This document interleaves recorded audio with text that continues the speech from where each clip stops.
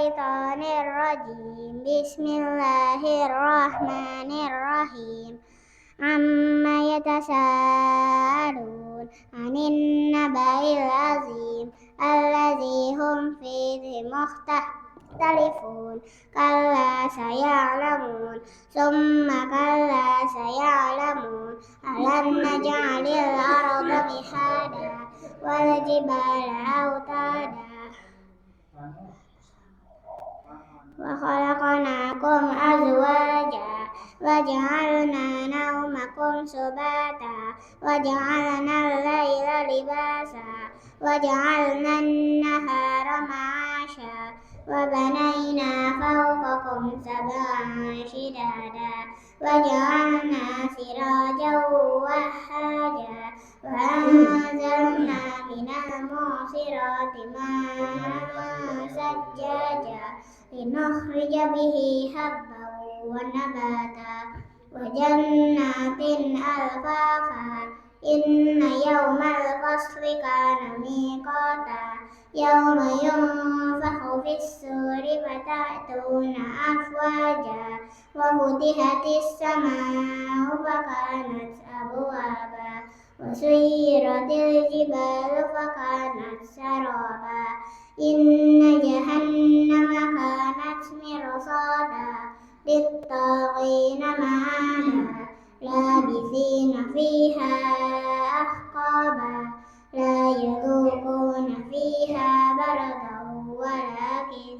ولا شرابا إلا حميما وغساقا جزاء وفاقا إنهم كانوا لا يرجون حسابا وكذبوا بآياتنا كذابا وكل شيء أحصيناه كتابا فذوقوا فلن نزيدكم إلا عذابا إن للمتقين مفازا حدائق وأعنابا وكواعب أترابا وكأسا دهاقا لا يسمعون فيها لغوا ولا كذابا جزاء من ربك عطاء حسابا رب السماوات والأرض وما بينهما الرحمن لا يملكون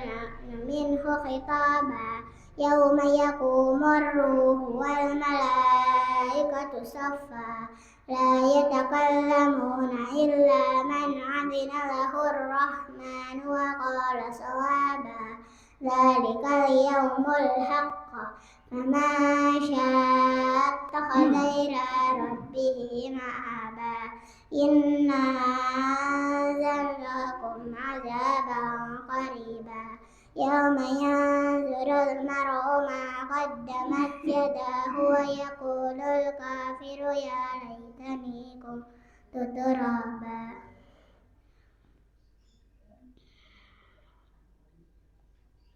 بسم الله الرحمن الرحيم والنازعات غرقا والناشطات نشطا والسابحات سبحا فالسابقات سبقا فالمدبرات أمرا يوم ترجف الراجفة تتبعها الرادفة قلوب يومئذ واجفة أبصارها خاشعة يقولون إنا لمردودون في الحافرة أإذا كنا عظاما نخرة قالوا تلك إذا كرة خاسرة فإنما هي زجرة واحدة فإذا هم بالساخرة هل أتاك حديث موسى إذ ناداه ربه بالواد المقدس طوى اذهب إلى فرعون إنه طغى فقل هل لك إلى أن تزكى وأهديك إلى ربك فتخشى فأراه الآية الكبرى فكذب وعصى ثم أدبر يسعى فحشر فنادى فقال أنا ربكم الأعلى فأخذه الله نكال الآخرة والأولى إن في ذلك لعبرة لمن يخشى أأنتم أشد خلقا أم السماء بناها رفع سمكها فسواها وأغطش ليلها وأخرج دحاها والأرض بعد ذلك دحاها أخرج منها ماءها ومرعاها والجبال أرساها متاعا لكم ولأنعامكم فإذا جاءت الطامة الكبرى يوم يتذكر الإنسان ما سعى وبرزت الجحيم لمن يرى فأما من طغى وآثر الحياة الدنيا فإن الجحيم هي المأوى وأما من خاف مقام ربه ونهى النفس عن الهوى فإن الجنة هي المأوى يسألونك عن الساعة أيان مرساها فيما أنت من ذكراها إلى ربك منتهاها إنما أنت منذر من يخشاها كأنهم يوم يرونها لم يلبثوا إلا عشية أو ضحاها صدق الله العظيم.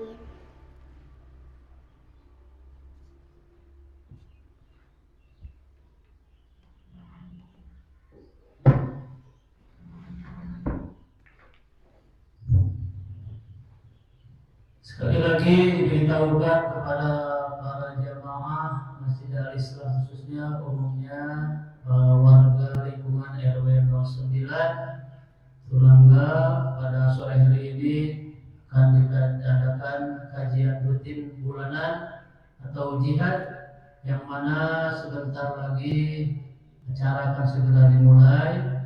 Untuk itu kami tunggu kehadirannya di Masjid Al-Islam. Kita tolabul ilmi bersama, mudah-mudahan mendapatkan barokah dan rahmat dari Allah. Dan kebetulan alhamdulillah Bapak Ustadz Dede Tasmara sudah hadir di tengah-tengah kita. Untuk itu sekali lagi yang masih berada di rumah, kami tunggu kehadirannya di Masjid Al-Islah. Terima kasih perhatiannya. Assalamualaikum warahmatullahi wabarakatuh.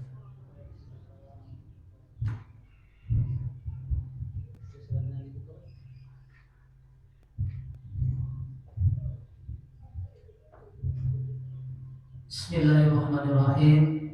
Alhamdulillahirabbil alamin wal 'aqibatu lil muttaqin wa la 'udwana illa 'alal zalimin. Wala haula wala quwwata illa billahil 'aliyyil 'azhim. Asyhadu an la ilaha illallah wa asyhadu anna Muhammadan 'abduhu wa rasuluhu. Allahumma shalli wa sallim ala sayyidina Muhammad wa ala alihi wa sahbihi ajma'in. Amma ba'du.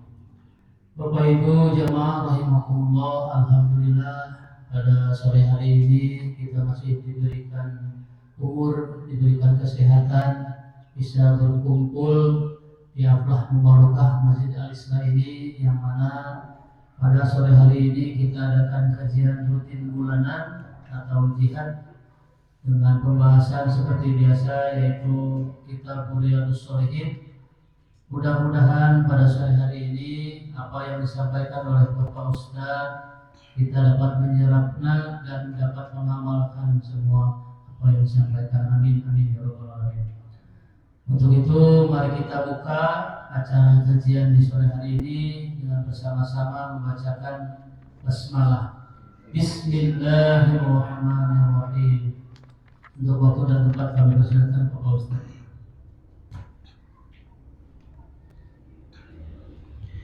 Alhamdulillah bini'matihi tatimmus shalihat wa tarfa'ud darajat wa ashhadu an la ilaha illallah wahdahu la syarikalah wa ashhadu anna Muhammadan abduhu wa rasuluh alladzi la nabiyya ba'dah amma ba'du. Terakhir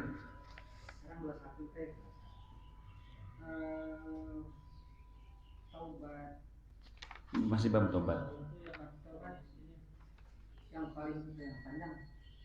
Tobat yang paling panjang ya.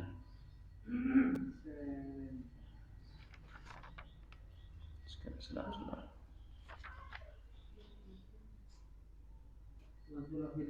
Yang itu sekarang. Oh, ya.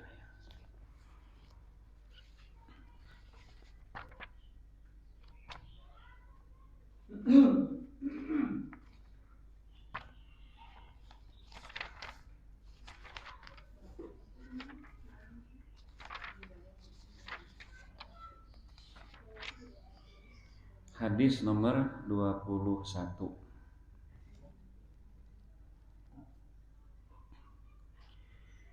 Wa an Abdillah bin Ka'ab bin Malikin. Dari Abdullah bin Ka'ab bin Malik. Wakana, dan Abdullah itu qaida Ka'bin radhiyallahu anhuma min banihi hina amya. Dan Abdullah ini merupakan penuntun Ka'ab. Ka'ab ini bapaknya. Jadi Ka'ab ini, Abdullah ini di antara anak-anak Ka'ab bin Malik, Abdullah inilah yang selalu menuntun, menjadi guide bagi bapaknya, yaitu Ka'ab, hina amya, setelah bapaknya mengalami kebutaan. Tungtun ke masjid, tungtun gitu, ke mana-mana dituntun. Qala, Abdullah berkata, sami'tu Ka'ab bin Malikin. Aku mendengar Ka'ab bin Malik radhiyallahu anhu yuhadditsu bihadithihi, bercerita hina takhallafa an Rasulillah sallallahu alaihi wasallam fi ghazwati Tabuk. Ketika ia tertinggal, tidak ikut berperang bersama Rasulullah pada saat terjadi perang Tabuk. Saya cerita sedikit tentang perang Tabuk ini.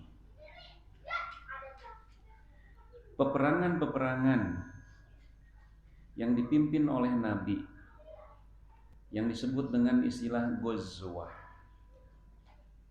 atau peperangan-peperangan yang tidak dipimpin oleh Nabi secara langsung, yang disebut Sariyah.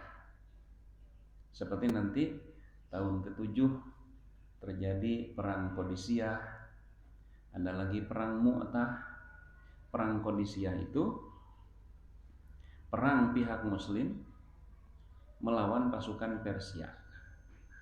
Sementara perang Mu'tah itu perang antara Muslimin dengan pasukan Bizantium. Itu bukan Nabi yang memimpin, tetapi Nabi menugaskan kepada Abdullah bin Rawahah untuk menjadi panglima di lapangan. Nah, pertempuran-pertempuran yang bukan dipimpin oleh Nabi, padahal Nabi ada di Madinah, itu disebutnya Sariyah. Semua pertempuran itu terjadi pada periode Madinah. Pada periode Mekah selama 13 tahun, walaupun kaum muslimin tertindas, Nabi tidak pernah melawan mereka melalui pertempuran. Karena Nabi sebagai seorang pemimpin, sebagai seorang utusan Allah, tetap saja beliau itu menunggu perintah dari Allah. Nah, ayat yang berkaitan dengan masalah perang itu baru diturunkan pada periode Madinah. Sehingga terjadilah perang pertama antara pihak Muslim Madinah dengan kafir Mekah. terjadi tahun kedua Hijriah. Artinya setelah Nabi 2 tahun berada di Madinah. Dan pertempuran pertama ini terjadi di satu tempat yang namanya Badar, sehingga populer dengan sebutan Perang Badar. Pertempuran kedua terjadi tahun ketiga, bertempat di Uhud, populer dengan sebutan Perang Uhud. Sementara Perang Tabuk ini perang terakhir yang dipimpin langsung oleh Nabi. Sesuai dengan namanya Perang Tabuk karena memang pertempuran itu adanya atau lokasinya di satu tempat yang namanya Tabuk. Nah, perlu di sini ada gambaran kenapa sahabat selevel Ka'ab bin Malik sampai tidak ikut berperang. Ada 80 orang yang tidak ikut perang waktu itu. Nah, kenapa terjadi Perang Tabuk? Pemetaannya di zaman Nabi, bahkan sebelum Nabi Muhammad diutus menjadi Nabi, sudah ada 2 negara adidaya, negara adikuasa. Satu Persia, atau disebut juga Parsi, atau Iran sekarang. Jadi negeri Persia itu apa? Iran. Yang secara akidah agamanya Majusi. Majusi itu kalau dalam bahasa ahli sejarah barat disebut dengan Zoroaster. Majusi atau Zoroaster ini penyembah api. Nah, makanya nanti kita bisa menyaksikan sisa-sisa dari agama Majusi ini mempengaruhi umat seluruh dunia termasuk umat Islam. Umpamanya ya, setiap terjadi pekan olahraga nasional atau disebut PON atau olimpiade, selalu dinyalakan api abadi. Beda, seuneu oge nya itu nyeungeut seuneu cenah urang oge pernah recai ku seuneu. Beda. Itu mah akidah kaitanana. Aya urang mah ngerecai nyeungeut rokok seuneu naon? Mau korek api, mau gas, bebas. Tapi untuk acara olimpiade atau PON itu tidak bisa seuneu tina korek api. Mesti diambil dari Gunung Merapi. Itu yang disebut dengan Majusi ya. Dan memang Majusi atau Zoroaster ini sudah disinggung oleh Nabi, itu pada hadis kullu mauludin yuladu alal fitrah. Setiap bayi yang dilahirkan dalam keadaan fitrah. Fitrah di sini artinya Islam. Fa'abawahu, maka kedua orang tuanya lah yuhawidanihi, yang menjadikan anak ini Yahudi, au yunassironihi, atau menjadikan anak ini Nasrani, au yumajjisanihi, atau menjadikan anak ini Majusi. Sanes gaya illegal logging gitu ya. Illegal logging itu juga menggunakan filosofi Majusi. Jadi nuar leuweungna di tengah heula terus Majusi, maju ka sisi. Majusi dirinya mah maju ka sisi. Itu teh pengembang-pengembang ya di kompleks-kompleks besar seperti Batu Nunggal Indah. Itu teh meseran tanahna teh anu ti lemur heula. Hargana harga lemur. Nah, nanti setelah ada akses ke Soekarno-Hatta, hargana jadi harga Soekarno-Hatta. Polana teh gitu. Entah itu meuli peureum ngajual molotot gitu. Itu polana teh gitu ya. Kemudian negara adidaya yang kedua itu yang disebut dengan Romawi Timur, yang diabadikan menjadi nama salah satu surat di dalam Al-Quran, surat Ar-Rum ya. Surat Ar-Rum itu adalah merujuk kepada Romawi Timur. Walaupun nanti Romawi itu atau Rum itu ada dua, ada Romawi Barat itu yang berpusat di Roma, atau Roma itu ya bahasa itu di Itali. Eta mah nagarana Del Piero gitu ya. Nanti ada Romawi Timur. Romawi Timur itu berpusat di Konstantinopel, satu kota yang didirikan oleh Kaisar Konstantin. Makanya disebut Konstantinopel karena memang Kaisar Konstantin yang mendirikannya. Nah, Romawi Timur atau Bizantium itu agamanya Nasrani atau Kristen. Cuma Kristennya berbeda dengan Kristen Itali. Kalau Kristen Itali itu Katolik. Kalau Romawi Timur atau Bizantium itu Kristennya Ortodoks. Ya nanti yang agak ke timur itu kan Turki ya sekarang. Jadi Konstantinopel itu nanti ditaklukkan oleh panglima Muslim ya yang bernama Muhammad dan nanti diberi gelar Al-Fatih, sang penakluk. Jadi nama Istanbul itu nanti merupakan nama dulu dari Konstantinopel. Nah, di sana kan ada gereja yang populer, kemudian oleh Muhammad Al-Fatih dirubah menjadi masjid, kemudian di zaman Kemal Pasha Ataturk dijadikan menjadi museum, kemudian di zaman Erdogan kembali menjadi masjid.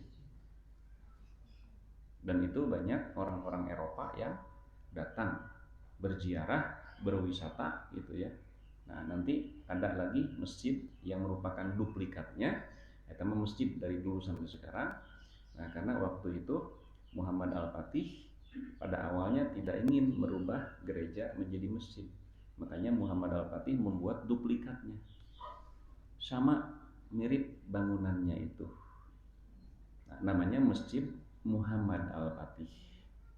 Tetapi karena di dalamnya banyak marmer-marmer yang berwarna biru, sehingga disebut Masjid Biru. Namanya Masjid Muhammad Al-Fatih. Itu jadi tempat wisata. Mungkin Ridwan Kamil juga meniru itu gitu ya dengan membangun Masjid Al-Jabar itu. Nah, cuma kalau ke sana ya, itu turis-turis yang bukan beragama Islam tetap masuk masjid mah diwajibkan untuk memakai kerudung. Disediakan oleh TKM lah kalau sekarang mah di kita mah. Sediakan oleh TKM kerudung teh. Tapi ada hal-hal yang membuat lucu saja gitu ya. Nah, kemarin saya ke Turki itu karena kebetulan musim panas ya, 41 derajat. Nah, maka tentu pakaian turis-turis Eropa teh karena bukan Islam gitu ya, tidak ada aturan menutup aurat karena musim panas gitu. Nah, pakai celana pendek, tapi pas ke masjid mah dikurudung mah. Jadi pakai celana pendek, pakai rok pendek, tapi keluar dikurudung. Sampai ada ungkapan, nah itulah contohnya atasan yang lupa bawahan. Gitu. Nah, secara keyakinan keagamaan, Bizantium atau Romawi Timur itu Kristennya Ortodoks. Makanya kenapa Romawi Barat dan Romawi Timur tidak mau bersatu? Karena memang secara akidah juga berbenturan walaupun sama-sama Kristen gitu. Nah, tapi di sini ada hikmah yang terkandung gitu. Kalau bersatu tentu ini menjadi ujian yang sangat berat bagi umat Islam. Nah, tetapi secara kedekatan akidah, Kristen Ortodoks itu relatif lebih dekat dengan Islam. Nah, makanya nanti sejak kapan Nabi Isa dinyatakan sebagai Tuhan? Itu sejak tahun 325 Masehi. Waktu itu terjadi muktamar orang Nasrani ya, atau disebutnya konsili di Nikea, Pak. Saya ngobrol sama gaib itu karena beliau juga resep baca sejarah, nyambung gitu. Nah, dia tanya, kamu tahu tidak Nikea itu di mana? Saya bilang tidak tahu. Itu di Turki. Termasuk nanti bukan simbol ya, asal muasal Sinterklas itu dari Turki. termasuk nanti yang diabadikan di dalam Al-Quran. Orang-orang Nasrani yang berpegang teguh kepada ajaran tauhid, kemudian dikejar-kejar, lalu dibakar. Itu terjadinya di Turki. Nah, sampai di Turki itu, di daerah Kapadokia namanya, ada kota bawah tanah. Ternyata itu dihuni oleh orang-orang Kristen yang masih berpegang kepada agama ketauhidan yang selalu dikejar-kejar oleh pemerintah Romawi Timur atau Bizantium itu. Nah, sementara kekuatan Islam ketika itu tidak diperhitungkan. Ketika terjadi perang pertama dimenangkan oleh pihak Islam, tentu berita kemenangan ini sampai juga kepada orang-orang Bizantium, kepada orang-orang Persia, tetapi mereka tidak ambil peduli. Kenapa? Jumlah orang Islam pada saat terjadi perang Badar itu hanya berjumlah 313 orang. Itu bukan kekuatan yang perlu dikhawatirkan. Bahkan perang kedua yang bertempat di Uhud kan kalah pasukan Islam itu. Perang ketiga tahun kelima yang disebut perang Khandaq, menang pasukan Islam.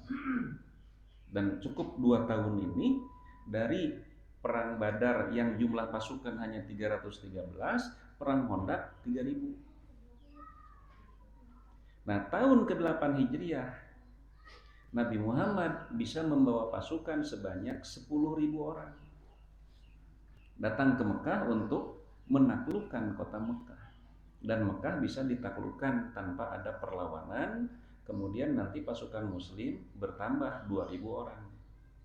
Jadi dari 10.000 jadi 12.000. Yang 2.000 pasukan mana? Pasukan Mekah yang masuk Islam walaupun statusnya mu'alaf. Nah, kemenangan ini tersebar luas. Muncul orang mah sakti Islam teh, hebat Islam teh. Kenapa? Karena bisa menaklukkan kota Mekah bari teu nanaon gitu, teu cilaka. Karena dulu ketika Nabi Muhammad 2 bulan sebelum beliau dilahirkan, kan ada pasukan yang mau menghancurkan Ka'bah itu. Pasukan Abraha itu kan dihancur leburkan oleh Allah. Nah, makanya kota Mekah itu kota sakral. Kabilah-kabilah yang ada di Jazirah Arab, kalau ada kabilah yang lewat dan ngaku ini dari Mekah, mereka tidak berani mengganggu. Sakti orang Mekah mah. Itu ya, sejarah membuktikan sahawe nu wani ngaganggu Mekah binasa. Tapi tahun ke-8 Nabi Muhammad menaklukkan kota Mekah teu nanaon. Nah, lalu tahun ke-9 ya, bukti Allah yang menjanjikan wa ra'aitan nasa yadkhuluna fi dinillahi afwaja. Kan pada saat terjadi penaklukan kota Mekah itu turun surat An-Nasr itu yang ayat keduanya menyebutkan wa ra'aitan nasa yadkhuluna fi dinillahi afwaja. Kamu akan melihat orang akan berbondong-bondong memeluk agama Islam, dan itu terjadi tahun ke-9. Itu setahun, karena penaklukan kota Mekah itu bulan Ramadan bulan ke-8. 3 bulan kemudian apa yang dijanjikan oleh Allah terbukti. Seluruh kabilah yang ada di Jazirah Arab menyatakan keislaman mereka. Walaupun nanti motivasinya berbeda-beda. Ada yang mengakui masuk Islam itu karena dorongan keyakinan, ada juga yang hanya sebatas mencari aman. Ternyata perkembangan Islam ini terus dipantau oleh pasukan Bizantium. Nah, karena sebelumnya yang menjadi pesaing pasukan Bizantium itu adalah Persia. Sering itu Bizantium Persia bertempur. Nah, pertempuran yang sangat dahsyat ya, dan dimenangkan oleh pasukan Persia, pasukan Bizantium atau Romawi Timur kalah telak. Itu terjadi di sekitar Laut Mati. Tidak ada orang yang memprediksi Bizantium bisa bangkit. Hanya Quran yang menyatakan gulibatir Rum, pasukan Romawi dikalahkan. Fi adanal ardi, di belahan bumi terendah. Dan setelah itu pasukan Romawi akan mendapatkan kemenangan. Orang jahiliyah itu ketawa itu mendengar ayat itu dibacakan. Tidak mungkin pasukan Romawi bisa bangkit. Ternyata beberapa tahun setelah itu Romawi Timur bangkit, terjadi pertempuran berikutnya dan mereka menang. Nah sekarang muncul kekuatan baru. Jadi Persia belum bisa ditaklukkan, muncul kekuatan Islam. Dan ini membuat khawatir pasukan Bizantium. Nah makanya pasukan Bizantium ini berinisiatif mau menyerang Madinah. Untuk orang mah mengpeng leutik keneh. Seuneu ge gampil di pareumanana ari leutik keneh. Tapi setelah besar sulit dipadamkan. Nah begitu kira-kira pertimbangan pasukan Bizantium. Nah pasukan Bizantium atau Romawi Timur ini memiliki pengalaman tempur sangat luar biasa. Ada tukang perang di baheula, memiliki alat tempur tercanggih untuk saat itu, dan memiliki personel tempur 200.000 orang. Nah hari Islam berapa kekuatannya? Tidak sampai 50.000.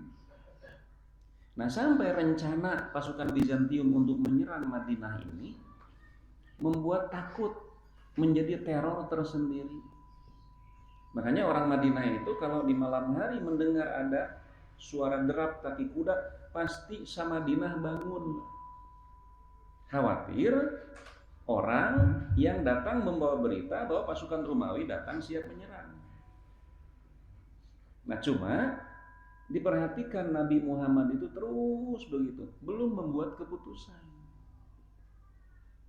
Akhirnya suatu saat Nabi menetapkan satu keputusan bahwa kita akan hadapi pasukan Bizantium itu di Tabuk, bukan di Madinah, di Tabuk gitu.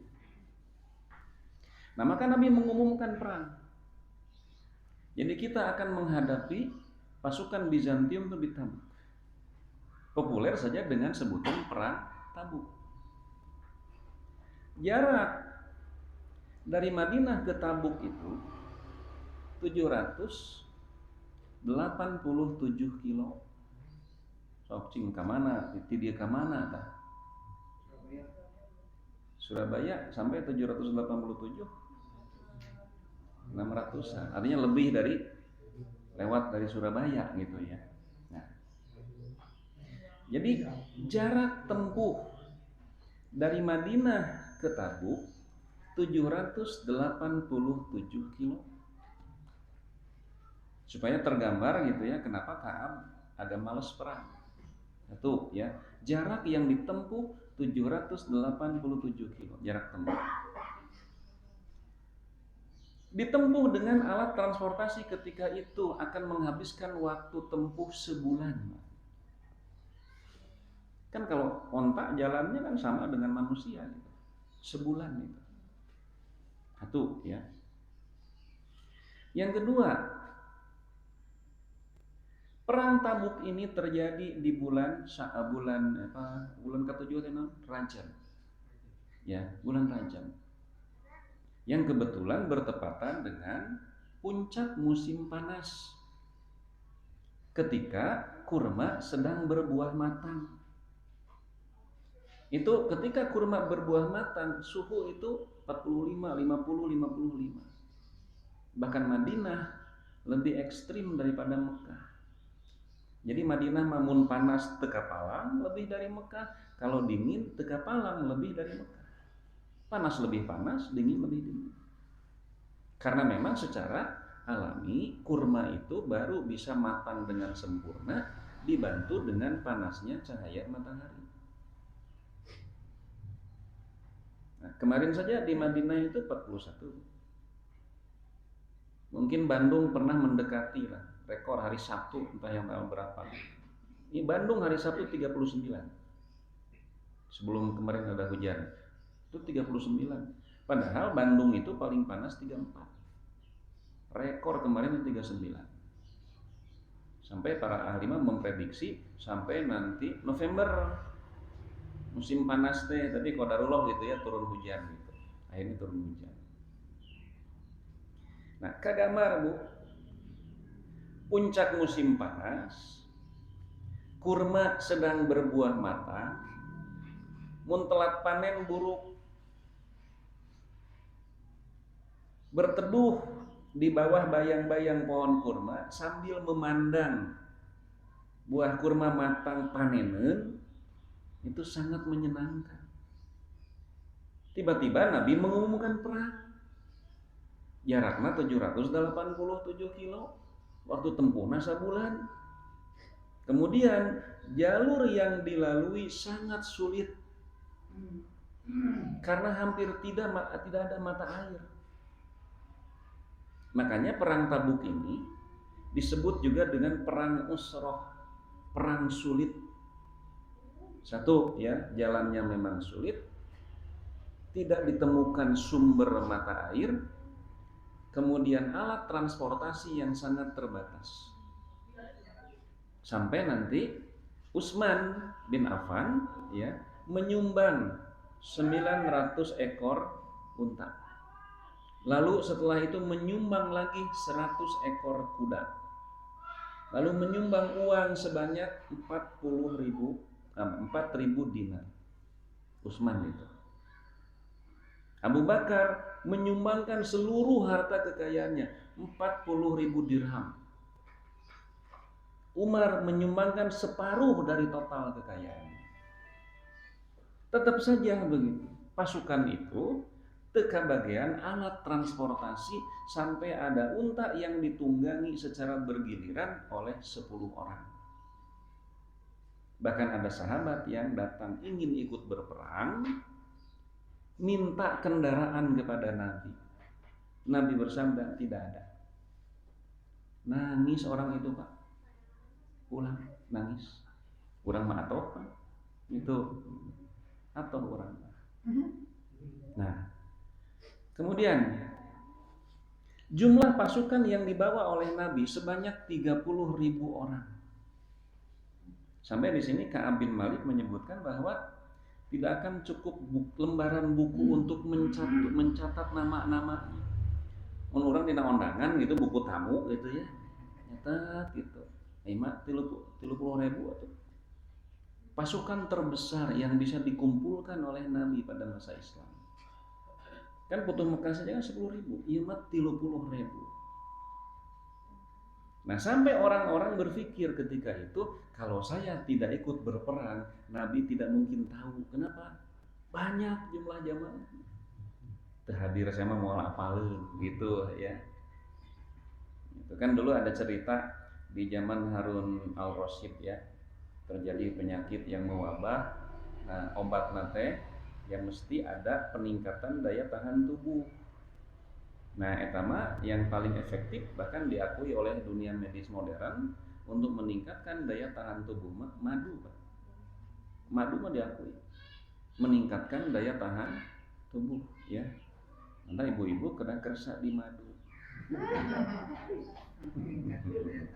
Enjing-enjing sasenok gitu nya. Sonten sasenok.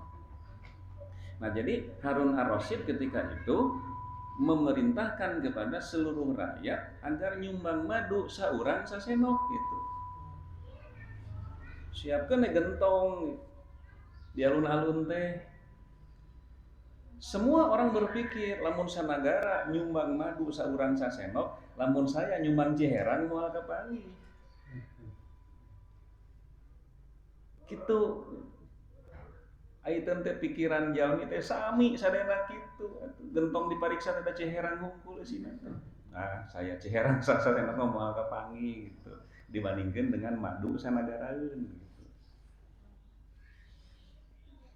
Ini teh persis kalau ada jalur macet gitu, wah pindah ke jalan itu, kosong jalan itu. Semua orang pikirannya sama. Tunggunan macet kan itu. Nah, berangkatlah Nabi dari Madinah ke Tabuk. Ada 80 orang yang tidak ikut berperang, salah satunya adalah Ka'ab bin Malik. Madeg mayong. Padahal Ka'ab bin Malik itu sudah menyiapkan 2 kuda, sudah menyiapkan pedang, tinggal berangkat gitu. Tapi melihat orang melakukan persiapan, besok juga aku bisa mempersiapkan. Hari berikutnya, besok juga aku bisa. Hari berikutnya Nabi berangkat, besok juga aku bisa nyusul. Setelah 2 hari Nabi berangkat, namanya ngahulang. Itu ya. Nah, kemudian ketika keluar rumah itu disebut jalma munafik dan lain sebagainya. Nah, kemudian ya kita lanjutkan sejarah yang tadi. Kenapa Nabi memilih memerangi pasukan Bizantium itu di Tabuk? Kenapa tidak di Madinah? Ya, nanti kita lihat. Nah, berangkatlah Nabi ke Tabuk. Setelah perjalanan 1 bulan, maka Nabi tiba di Tabuk. Lalu Nabi mengatur perkemahan, mengatur melihat lokasi, mengatur strategi. Hari pertama Nabi melatih perang, sholat jamaah qashar. Hari kedua sampai hari ke-20, ternyata pasukan Bizantium tidak mau menemui pasukan Muslim. Takut keder gitu ya. Jadi pasukan Bizantium yang merupakan negara adidaya dengan alat tempur tercanggih, pengalaman tempur cukup lama gitu ya, pasukan tempur banyak, takut kalau mesti berhadapan dengan pasukan Muslim. Ditunggu 20 hari tidak datang. Akhirnya Nabi pulang ke Madinah, itu ya ceritanya itu. Nah, tetapi walaupun perang Tabuk itu sebenarnya tidak terjadi pertempuran, tapi tetapnya perang disebut nama. Walaupun tidak terjadi pertempuran, tetapi Nabi mendapatkan kemenangan. Setidak-tidaknya secara faktor psikis gitu ya, bahwa nama Islam semakin harum. Hebat Islamnya, selevel pasukan Bizantium saja keder kalau mesti berhadapan dengan umat Islam. Padahal dari segi jumlah umat Islam 30.000, itu 200.000. Tapi yang 30.000 ini ditakuti oleh pasukan yang 200.000. Sekarang umat Islam sedunia berapa jumlahnya? 1,7 miliar. Umat Islam sedunia jumlahnya 1,7 miliar. Tersebar di berbagai macam negara, dan yang paling banyak penduduk Islamnya adalah Indonesia. 7 negara Arab, jumlah muslimnya kalah oleh 1 negara yang namanya Indonesia.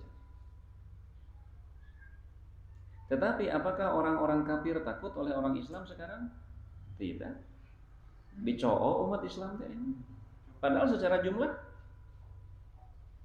lihat orang-orang kafir ya. Jadi di Indonesia itu bukan minoritas tertindas, bukan. Di Indonesia mah minoritas kurang ajar. Yang tertindas itu justru yang mayoritas di kita itu. Nah, ini mesti menjadi PR bersama.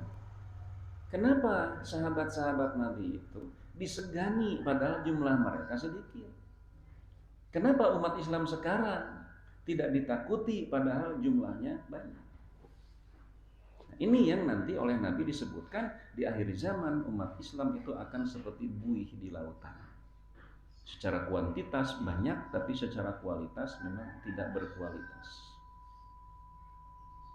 Bahkan yang jadi bahan renungan itu, apakah Al-Quran yang dibaca oleh sahabat Nabi dulu berbeda dengan Al-Quran yang sekarang kita baca? Ternyata sama. Tapi kenapa mereka disegani, ditakuti? Karena di zaman Nabi antara bacaan, hafalan, pemahaman, dan pengamalan itu seimbang. Di zaman sekarang ya bukan jelek gitu ya, tapi perlu ditingkatkan.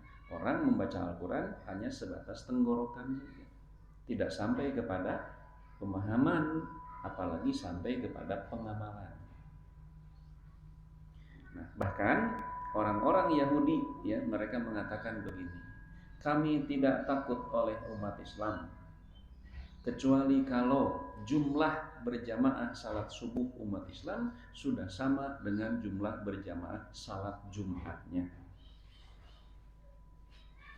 Oh, di dia Jumatan, penuh masjid, mau salat subuh, penuh.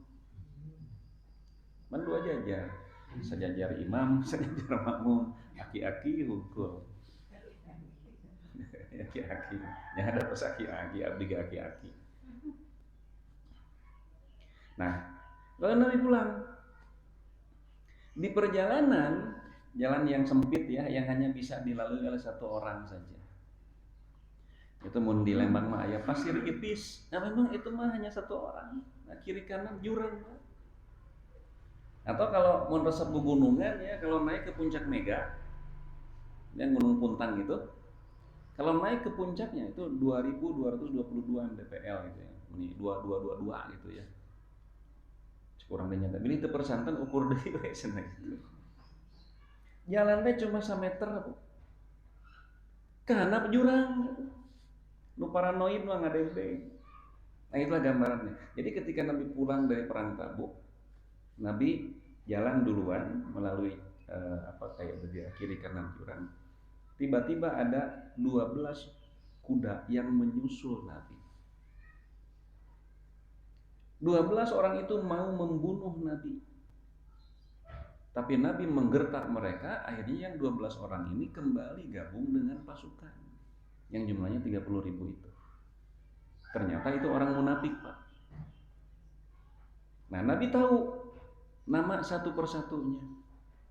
Maka Nabi memanggil kepada Hudzaifah Ibnul Yamani. Hudzaifah, ini ada orang munafik ikut menyusup berperang. Ya, jumlahnya 12. Namanya A, B, C, D dan seterusnya. Tolong simpan nama-nama ini, jangan bocor. Maka sejak saat itulah Hudzaifah mendapat julukan Sohibus Sirri Rasulillah. Orang yang dipercaya untuk memegang rahasia oleh Rasul. Nama-nama orang munafik itu. Nah, jadi kenapa Nabi tidak menghadapi pasukan Bizantium itu di Madinah? Kenapa Nabi mesti menempuh perjalanan 787 kilo sebulan? Di sini kita bisa melihat kecerdasan strategi Nabi, Pak. Kan di Madinah itu banyak orang munafik. Kalau pertempuran dilakukan di Madinah, pasukan Bizantium antosana di Madinah, maka nanti Nabi konsentrasi akan pecah jadi dua. Satu menghadapi orang Bizantium, yang kedua mesti menghindari tikaman dari belakang orang-orang munafik. Nah, maka Nabi memutuskan perang itu di Tabuk, ditakdirkan ada orang munafik yang ikut, jumlahnya tidak akan banyak, dan itu betul. Jadi dari alur sejarah ini kita bisa membaca bahwa Nabi itu orang yang ahli dalam urusan strategi. Nah, Nabi pulang ke Madinah, tokoh munafik Abdullah bin Ubay bin Salul meninggal dunia. Lalu nanti di Kuba, ya, dekat Masjid Kuba, itu ada masjid yang sengaja dibangun oleh orang-orang munafik. Tujuannya apa? Bukan didasari dengan ketakwaan. Tapi masjid itu dibangun sengaja untuk tempat berkamuflase. Supaya ketika ada mata-mata dari Bizantium yang datang, mampir di masjid itu agar dikira ini hanya sebatas musafir saja yang mampir, padahal mereka mengatur strategi untuk menghancurkan kekuatan Islam. Muncul nanti yang namanya Masjid Diror itu. Nah, nanti Nabi pulang dari Tabuk, Abdullah bin Ubay bin Salul mati, masjid itu oleh Nabi dihancurkan. Masjid Diror itu. Nah, ketika Nabi tiba di Madinah, seperti biasa, Nabi itu langsung masuk masjid, salat 2 rakaat dan Nabi duduk. Maka sahabat-sahabat yang tidak ikut perang yang jumlahnya 80 orang itu sudah mulai datang satu persatu kepada Nabi, mengajukan alasan kenapa kami tidak ikut berperang. Kata Ka'ab, umumnya orang ngebarohong, Pak. Umumnya nggak bohong untuk menghindari kemarahan dari Nabi. Cuma 3 orang yang jujur. Salah satunya adalah Ka'ab bin Malik. Jadi Ka'ab bin Malik mah mengakui saja kronologisnya. Tidak pernah aku semalas ini. Padahal aku sudah mempersiapkan alat transportasi dan persenjataan. Tapi akhirnya tetap tidak ikut berperang. Nah, kata Ka'ab bin Malik, saya diberi kemampuan oleh Allah untuk mengolah kata, untuk bersilat lidah. Seandainya aku bukan berkata di hadapan Nabi, aku bisa saja berbohong. Tapi Ka'ab punya pemikiran, seandainya aku berbohong, pasti ketahuan dan Nabi mah dibimbing ku wahyu. Dan orang yang berbohong itu pasti akan dipenuhi dengan kecemasan.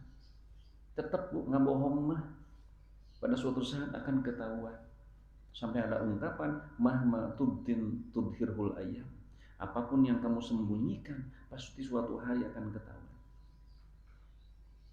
Itu pepatah Arab. Cek urang Sunda mah sabuni-buni nak nyumput genung ora pasti bakal kolot. Cobian berapa? Sabuni-buni nak nyumput genung ora dina hiji waktu mah bakal kolot. Jadi seandainya bukan di hadapan Nabi aku berkata, pasti aku bisa selamat karena aku diberi kemampuan untuk mengolah kata bersilat lidah. Jujur. Nah, sampai Nabi menetapkan hukuman. Semua umat Islam di Madinah mesti memboikot bicara kepada Ka'ab bin Malik dan 2 temannya itu. Dan Nutilun mah jujur, Pak. Diboikot bicara. Nah, yang 2 agak tua, Pak, diam di rumah. Keluar oge da salam teu dijawab, nanya teu dijawab, kan nyeri-nyeri hate, cicing di rumah. Tapi Ka'ab lebih muda. Keluar. Mengucapkan salam kepada Nabi, terus memperhatikan itu. Mulut Nabi itu apa bergerak mengucapkan menjawab salam atau tidak? Henteu. Walaupun mungkin di dalam hati mah gitu ya. Nah, kemudian aku tetap sholat ke masjid. Sholat. Kadang-kadang aku mencuri pandang. Nabi seringkali menatapku ketika aku tidak melihat beliau. Tapi ketika aku melihat Nabi memalingkan pandangannya. Dan itu berjalan terus sampai 40 hari diboikot bicara. Padahal Nabi itu kan bahasa sahabat mah kekasih. Dan nyeri atuh Pak. Beban tuh berat. Nah, hari ke-40 datang utusan dari Bani Ghassan. Ya, Bani Ghassan itu agamanya Kristen. Rajanya juga Kristen. Eta ku apal gitu. Keadaan yang sedang diderita oleh Ka'ab bin Malik. Raja Ghassan itu datang melalui utusannya. Utusannya nanya, siapa mana yang namanya Ka'ab bin Malik itu? Ketemu, diberilah surat. Ini ada surat dari Raja Ghassan. Dibuka surat itu, isinya kata Raja Ghassan itu, aku tahu keadaanmu yang dikucilkan oleh nabimu.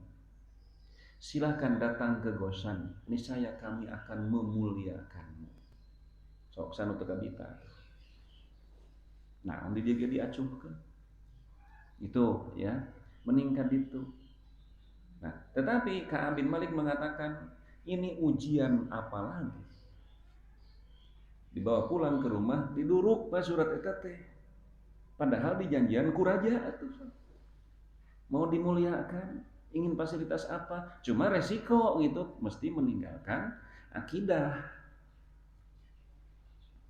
Nah, setelah ujian ini dilampaui, tiba-tiba ada utusan dari Nabi yang datang memerintahkan agar 3 orang ini, termasuk Ka'ab bin Malik, mesti menjauhi istrinya. Kata Ka'ab bin Malik, apa aku mesti menceraikan istrimu? Bukan. Mun urang mah pisah ranjang, tong deket, pisah gitu.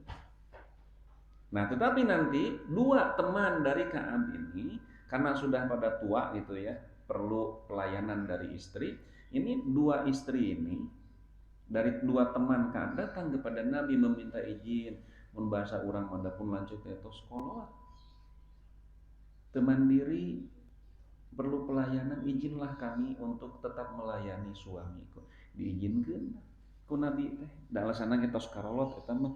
Sampai istrinya Ka'ab bin Malik itu meminta kepada Ka'ab gitu ya. Bagaimana kalau engkau minta kepada Nabi agar diizinkan aku tetap dekat denganmu? Kata Ka'ab, nyepan itu magis karolot, aikun mepan ngorakene. Alasan tidak akan diterima. Sudah diboikot bicara, mesti jauh dari istri. Nah, kenapa mesti jauh dari istri? Nah, perlu ada kehati-hatian ya. Bukan mendiskreditkan perempuan, tapi kadang-kadang suami melakukan pelanggaran tidak jarang karena itu bisikan istri. Bahkan Nabi menyatakan, kalau bukan karena Hawa, Adam tidak mungkin terusir dari surga. Artinya dalam kasus-kasus tertentu, tidak mustahil suami terjerumus ke dalam perbuatan pelanggaran karena ada pengaruh dari istri. Pah tingali tetangga urang, perhiasan runcul, mobilna anyar, tingali kulkasna oge. Pan golongan teh sahana pun bapak. Nah, bapak tuh bisa nyenangkeun mama tuh. Ke Singapura lagi mal bulan. Ada bisikan-bisikan begitu. Nah, tetena aing kudu jadi maling gitu. Tungtung nama orang sudah mulai gitu, mengutak-atik. Tujuannya apa? Awalnya mak nyakah ke anak dan ke istri gitu. Makanya hati-hati ya. Sanes ibu-ibu ieu imah ahli ngaji moal gitu ya. Nu tara ngaji ya mah gitu. Nah, setelah 50 hari ketika Ka'ab bin Malik sedang berada di atas menurut manau sutuh itu dak ya, kenteng ya, rooftop gitu. Pada suatu hari ketika aku sedang ada di atas sutuh, tiba-tiba ada orang yang datang memacu kudanya sangat kencang. Kemudian orang itu berkata kepadaku, "Wahai Ka'ab, bergembiralah, wahai Ka'ab, bergembiralah. Nabi Muhammad sudah memaafkanmu." Bari belum mengklarifikasi eta Ka'ab bakat ku atau baju yang lari dipakai dikasih kepada orang itu. Bari baju mung hiji-hijina. Sampai untuk menemui Nabi dia pinjam kepada saudaranya. Datang ke masjid, terlihat Nabi wajahnya itu seperti rembulan. Cerah itu ya. Lalu aku duduk di hadapan Nabi. Ya Rasulullah, apakah pemaafan ini berasal dari Allah atau berasal darimu? Can waka atohnya, walaupun atoh mah atoh gitu, tapi itu ieu teh ti Nabi atau ti Allah? Nabi menyatakan Allah sudah memaafkanmu. Nah, akhirnya Ka'ab mengatakan sebagai tanda aku bertobat kepada Allah, maka akan aku sedekahkan tanah milikku di satu tempat. Nah, dari sini kita bisa banyak mengambil pelajaran ya. Di antaranya kejujuran itu akan membuahkan kebahagiaan walaupun pahit di awal. Dan udah 80 man nu ngabarohongnya tenang itu diboikot ku Nabi, tapi di akhirat menunggu pengadilan.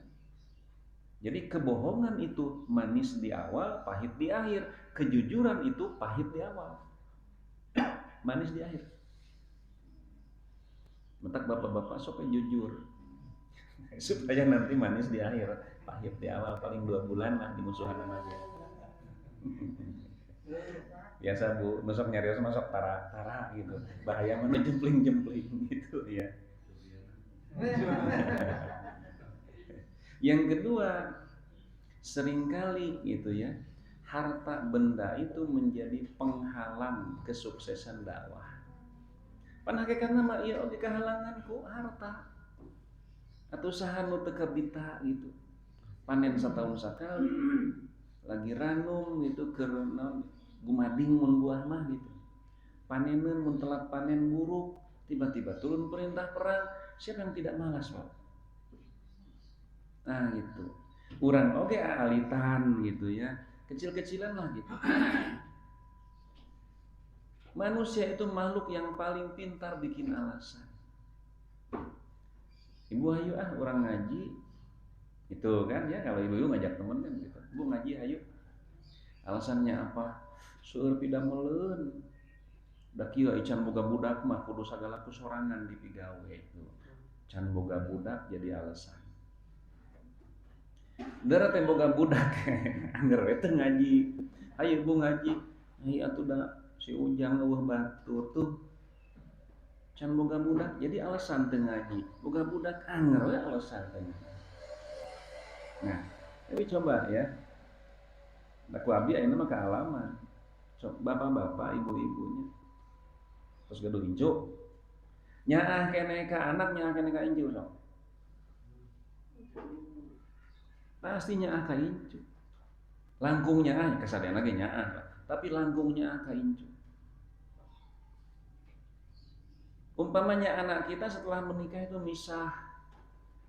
Walaupun ngontrak gitu ya, misah we keun we ngontrak oge. Karena ada istilah aing ngahiji wae jeung kolot mah. Itu moal boga piring-piring acak. Ngontrak. Kadang-kadang kerinduan ka incu teh. Ayeuna mah aya video call. Zaman baheula mah boro-boro. Ngong adan maghrib mereka masih incu datang sok milih mana. Sok. Ngong adan maghrib beres ngabid terus aya pengajian, incu datang ke orang sono. Kira-kira milih mana? Akeun wae ngaji mah unggal minggu oge aya panjang incu mah centang tuh sabulan sakali kan kitu nya.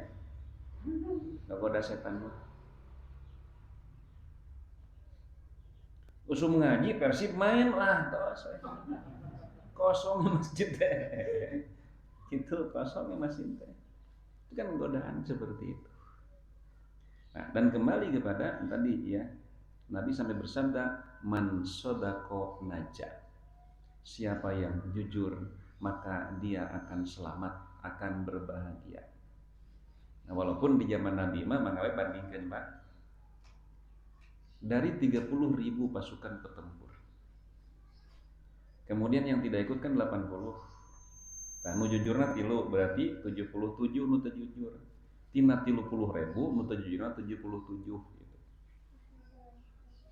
Jadi di zaman Nabi mah ada orang yang tidak jujur, cuma jumlahnya sedikit. Ayeuna mah justru yang sedikit itu orang yang jujur. Bahkan orang-orang yang jujur itu diusahakan untuk disingkirkan karena seringkali dirasa menjadi penghalang untuk kepentingan mereka. Tong si eta mah tong jadi pengurus ngalangan. Urang pan rek ulin ka Pangandaran make duit kenceleng pan ulah ku si eta mah. Pan urang teh capek ngurus masjid teh atuh. Tong diangkat si eta mah, tong dibawaan gitu ya. Misalkan gitu ya. Aduh. Dulu saya tahun lupa lagi lah 2010-an pulang pengajian itu jam 2 sampai asar, sholat berjamaah selesai karena ngobrol dulu. Nah, dari Leuwi Panjang jalur selatan, jalur Soekarno-Hatta. Nah, pas parapatan Muhammad Toha saya teh mau kamangeur heula gitu Pak, kamangeur heula mau menjenguk ibu gitu ya, ingin ketemu sama ibu. Parapatannya berhenti saja. Pas hejo belok kanan kan. Jam 4 lebih 10 menit waktu itu. Belah itu polisi jol kieu we, Pak. Pak, punten kasih si heula cenah. Naon salah saya nya? Kasih saya teh. Ya. Aya naon, Pak? Pak, saya ningali plan jam 16.00 sampai jam 20.00 itu tidak boleh belok kanan. Oh. Ya abdi orang Bandung dah jarang itu ngalangung kadinya mah. Kalaupun belok kanannya sebelum jam 4, Pak. Duh. Hilap abdi teh terang. Mana SIM atau sana? Kasih aja SIM itu. Saya teh iseng nanya, Pak, nah Bapak teu di ditu atuh cicing mah. Itu untuk di perapatan ngira mun aya nu mengkoret ada tindakan preventif lempeng gitu ya. nyata kekurangan jelema cenah gitu. 2 orang polisinya. Ya oknum lah ya. Bilang saya teh, kapan sidangnya Pak ini? Hari Kamis waktu itu. Kayak Kamis engke cenah. Aduh, kadang ngantosan saminggu saya kan tiap hari ada kegiatan. Duh, jeung teh Pak. Kumaha pamain nitip sidang we atuh Pak? Nitip sidang bahasana teh. Nitip sidang teh nyogok teh. Teu tiasa cenah Pak. Tapi mun Bapak sibuk mah enjing we tadi tuh ka Jalan Jawa cenah ka Kapolrestabes cenah sebelum masuk ke Jalan Riau itu tembusnya di dinya. Seberapa pasal Pak? 20.000 cenah. Saya besoknya saya ke Jalan Riau, ke Jalan Kapolrestabes, Jalan Jawa. Kasihkan surat atas nama Dede Tasmara udah kasih 20.000 terus ya gitu. Nah jadi ketika saya mau titip sidang dikit, tekenging kenapa ayeuna mah? Saya tanya, tekenging kusaha Pak? Ku Pak Susno. Waktu itu Kapoldanya Susno Duaji. Nah yang satu lagi bilang Susno mah garing, gitu, garing Susno mah gitu ya. Padahal nu bebersih ya di kepolisian minimal level Polda Jabar gitu ya, Susno Duaji. Bahkan kalau saya suka bapak-bapak kalau mau membayar pajak motor itu minimal 3 jam Pak. Mesti ke sini. Sekarang kan ya drive thru itu cuma berapa menit datang kasih saja STNK, BPKB, KTP. Yang nunggu lah pelayanan 2-3 motor. Bayar 200.000, 300.000 atau 500.000 selesai Pak. Itu ide Susno Duaji. Tapi kan akhirnya beliau dipenjarakan ya. Akhirnya gitu ya. Nah itulah contoh sederhana gitu. Zaman sekarang orang-orang yang jujur itu tidak disukai. Nah jadi di zaman Nabi mah, tapi tetap saja Pak. Kita mau mengejar dunia, mau mengejar akhirat. Ya inginnya di dunia bahagia, di akhirat bahagia gitu. Ditakdirkan cuma satu pilihannya, mau bahagia dunia atau bahagia akhirat. Itu ya, tidak bisa bahagia dua-duanya gitu ya. Ari hoyong mah urang mah nya nu penting mah di akhirat bahagia keun wae di dunia mah seueur artos ge gitu kan ka hoyong urang mah gitu. Nah gitu. Nah, tetapi dunia ini kan singkat. Coba saja Bapak Ibu perhatikan. Pejabat-pejabat koruptor ya, sudah usia 60 tahun mencuri. Komo si Apeng maning 80 triliun eta maling. 80 triliun. 1 triliun itu 1000 miliar. Ai 1 miliar teh 1000 juta. Ibu pernah melihat uang 1 miliar? Boro-boro memiliki, lihat saja. Ieu mah 80 triliun. Ya, berarti seberapa juta cing? Ya wah. Umurna seberapa si Apeng teh? Udah lebih dari 60-an. Akan ternikmati tidak uang sebanyak itu? Tapi tanggung jawab di akhirat sudah pasti. Coba perhatikan oleh ibu ya, oleh bapak. Orang yang kerja di instansi. Tapi jujur teuing. Rumahnya sederhana, mobilnya juga sederhana. Tapi kebahagiaan dia punya, ketenangan dia punya.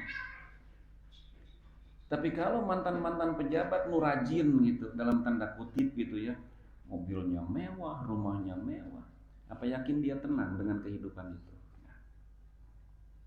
Bahkan nanti ada satu keadaan yang kontradiktif Pak. Kalau usia sudah di atas 50, orientasi sudah beda. Usia 30, 40, itu semangat dudunya teh. Setelah nyebrang 50 mah pikirannya mentas ke alam akhirat. Geus kolot. Sagala karasa ayeuna mah. Gitu pan banyak. Itu badan masuk ya. Bapak mending sagala karasa, mending sagala teu karasa. Sama ibu, mending sagala karaos, mending sagala teu karaos. Samal karaos nya. Tuh gitu. Sudah mulai geus kolot ayeuna mah mikir teh pibekeleun akhirat. Datang ke pengajian. Dera teh ustad nerangkeun masalah korupsi. dorakana korupsi kumaha, dorakana nyogok kumaha, nyinyiran wae ustad ka urang teh gitu tuhnya. Tapi anu hirupna lempeng mah pan. Ustad rek ngabahas neraka, rek ngabahas suap, rek ngabahas pek wae. Nah, teh petali jeung urang tuh. Di dunia saja sudah jadi siksaan, Pak. Karena ada satu masjid ya, di Suryalaya, Pak. Didinya mah teman-teman ya asap itu bilang, pokoknya ngaji didinya mah tong ngabahas masalah korupsi. Saya pikir kunaon. Ternyata ada salah satu anggota DKM-nya yang begitu. Di penjara 7 tahun kasus BJB. Ya saya kenal orangnya. Itu ya. Dan sudah almarhum sekarang. Oh, Pak Inga tidak boleh ngebahas korupsi nah lantaran nyinyiran wae gitu ka manehna gitu. Ayeuna bebas ngebahas korupsi. Nah, jadi intinya bahwa ini bab tobat, bab kejujuran ya. Jadi kejujuran itu akan memberikan ketentraman dunia dan akhirat. Itu dulu ya, baru sampai hadis 21 tidak dibaca per kalimat, per kata ya, tapi kesimpulannya seperti itu. Secara garis besar seperti itu alur ceritanya.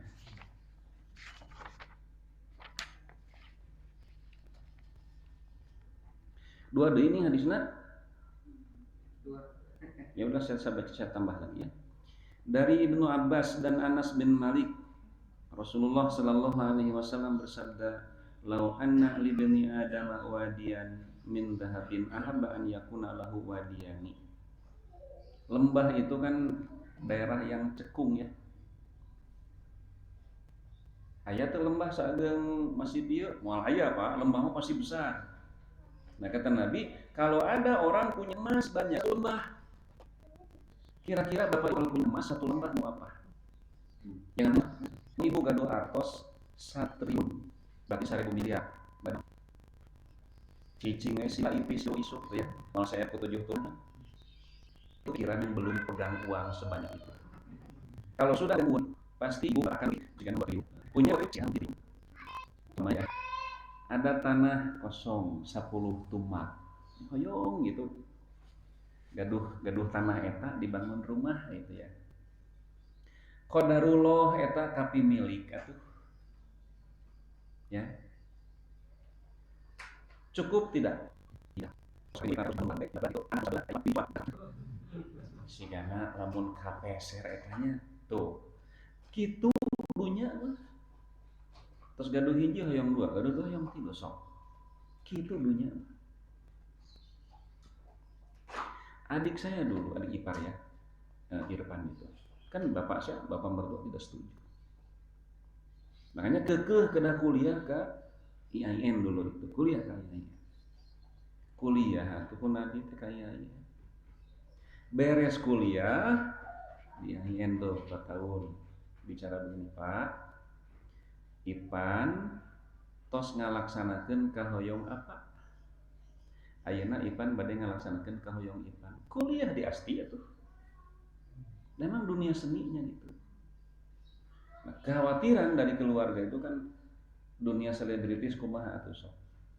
Ini perempuan, glamor, narkoba dan sebagainya. Itu yang dikhawatirkan. Kalau kena kan yang malu juga keluarga kebagian, Pak. Itu yang jadi kekhawatiran.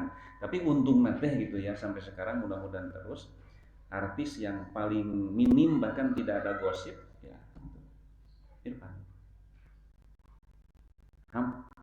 Setaya gitu. Tidak ada perempuan ketiga dan sebagainya. Selama ini yang jadi kebanggaan keluarga. Dulu sempat bilang begini, bapaknya tetap eureun tina dunya nu karar itu teh. Kesenap. Dulu itu musim ini KP tenda ya, musim KP tenda tahun berapa itu?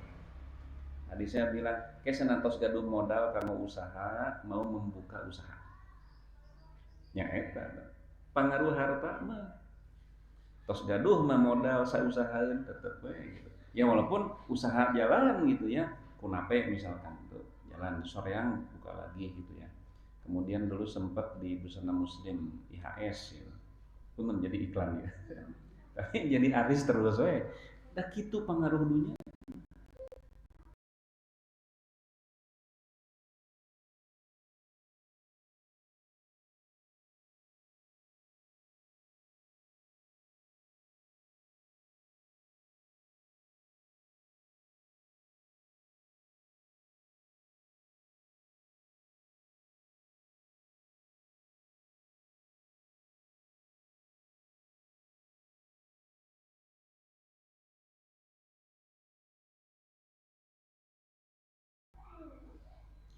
lepat henteu mangawae urang mah rek beunghar gaduh bumi 3 4 5 genep oge mangawae asal sanggup mayar pajakna dari puh Pak hakikatna mah sok mangawae cobian urang gaduh bumi we 2 lantai kamar 4 itu nah da urang kalih 3 kan kamar hiji ewang urang hiji nah, setelah anak kita dewasa menikah nu istri dicanak ku salakina nu pamegat gaduh bumi nyalira sepi pan di bumi beberesna garipuh gaduh bumi 10 tumak namun urang bobo gitu tiap juru direngkolan dan teu ngarengkol di dinya nya tapi nurutkeun apa wah lamun bumi leganya bisa ngukut manuk ngukut hayam melak naon jadi mun sakalian cengek mahal teh teu kudu meuli da urang tinggal metik sok kan gitu kagambarna dunya mah nah abdi ngaulang di Jalan Sriwijaya gaduh villa di Dago Pak. Ada kebun 3000 meter ada villa. Saya diundang ke sana, Pak Ustadz sana pengajiannya nanti di kebunnya, kebun ya. Rausin Pak villa teh. Nah sampai si ibu itu bilang Pak Ustadz, pilih Pak Ustadz mau ada acara keluarga pakai saja. Kalau ke orang lain mah sewa saya 3 juta, buat keluarga Pak Ustadz mah gratis. Dan saya sempat mengadakan kumpulan keluarga 100 orang, 90 orang gratis. Ya paling ngasih lah ke tukang kebun buat beberes. Cing. Mending keneh gaduh urang, gaduh kebun 3000 meter gaduh villa. Mending keneh keun we nu gaduh mah batur, ngan urang nu makena sok mending mana. Cing mending mana? Nya. Mending batur nu gaduh mah urang nu make teu mikiran bayar pajak urang mah. Ngan keukeuh we da pangaruh dunya mah hayang tersebut kuring teh boga. Bahkan sekarang orang-orang di daerah Cijerokaso ada kompleks elit Pak di sana, kuldesak 1 pintu, termasuk juga mantan Gubernur Jawa Barat Pak Nuriana tinggalnya di sana. Kompleks PRV Parahyangan Rumah Villa. Mobilna teh minimal 2 sabumi teh. Nah balanya buat bulanan paling dekat ke mana? Ke Faris Panjapa, Pak. Tapi abdi ngobrol sareng urang dinya, orang PRV-nya karena saya tiap Jumat keempat ngaji di sana. Jadi mereka itu kalau mau ke Faris Panjapa nggak pernah pakai mobil pribadi. Ustaz ripuh sina, nya bensin, nya macet, nya bayar parkir, ripuh. Entos we greba. Tuh. Cek nemu ka mobil ge ripuh. Urang maksakeun nyicil atuh. Kan aplikasi we hoyong mobil naon, hoyong naik Innova, hoyong naik Avanza. Tingali we. Avanza urang mah hoyong Innova, cancel we, Pak. Teu kudu mikiran pajak. Mau di jalan pindah urang teh. Ngan keukeuh we pangaruh dunya mah hoyong tersebut boga mobil. Dan beda Pak, pengaruhnya itu gaduh mobil, kejenturung mobil. Gitu. Beda dengan punya motor. Da abdi mah kan itu ka dia mun kana motor we. Motor naon? Motor naon BMW gitu. Langkung ti mobil atuh. Kamu abdi teh abdi mah kana sepeda. Atau mirah pangosna mun 400 juta sepeda teh gitu ya. Jadi gitu pengaruh dunia. Kalau punya 1 lembah berupa emas akan menjadi mencari lembah kedua. Itu ya. Walan yamla apahu illa turabu, dan tidak ada yang bisa memenuhi mulutnya. Tidak akan ada yang bisa membuat kenyang kecuali tanah. Jadi kahayang dudunya mah moal aya alirena kecuali kalau mulut sudah dipenuhi dengan tanah maut gitu. Perkara alirena. Wa yatubullahu ala man taba, tetapi Allah tetap akan mengampuni orang-orang yang memohon ampun kepada Allah. Jadi Allah mah teu ngalarang beunghar mangga wae ngan cara beungharna kedah janten perhatosan.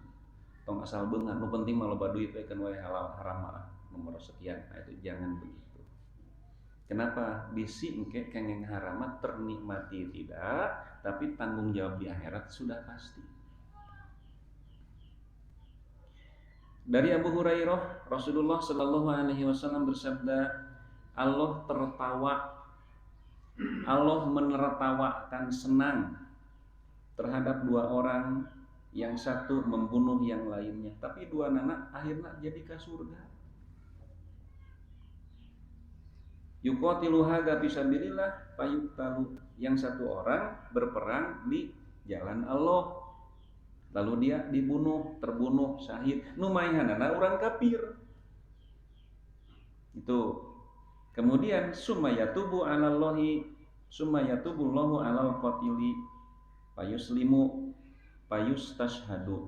Lalu orang yang membunuh itu nu asalna kafir masuk Islam.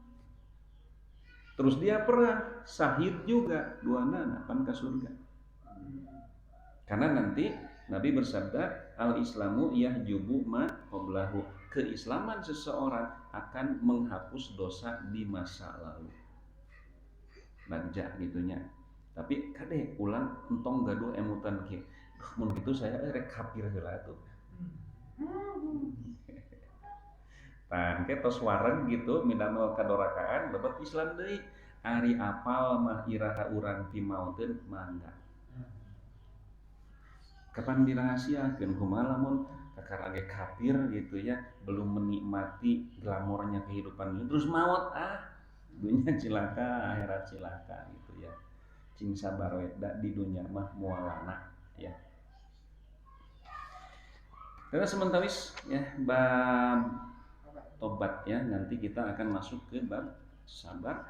Demikian aqulu qouli hadza wa astaghfirullah li wa lakum. Rabbana atina fid dunya hasanah wa fil akhirati hasanah wa qina adzabannar.